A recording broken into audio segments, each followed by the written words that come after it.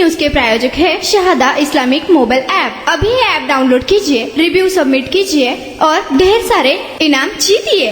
लोकसभेत वक्फ सुधारणा विधेयक 2025 हे मंजूर झाले। सुमारे 12 तासांच्या चर्चेनंतर बुधवारी रात्री उशिरा 2 वाजता झालेल्या मतदानात 520 खासदारांनी भाग घेतला। यावेळी 288 जणांनी विधेयकांच्या बाजूने मतदान केले, तर 232 जणांनी विरोधात मतदान केले आहे।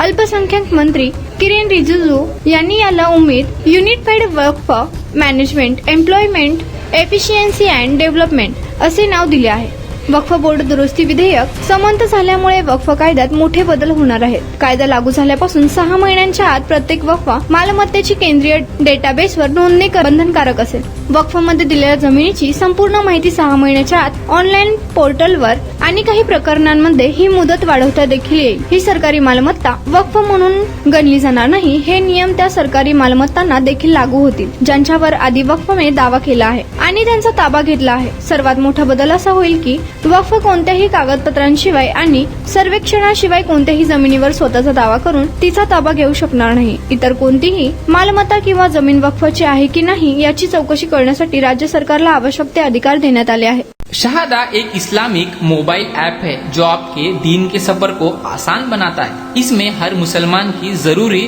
खिदमत के लिए कई फीचर्स शामिल है। ये ऐप पूरा मुफ्त है और बिना किसी एड्स का है।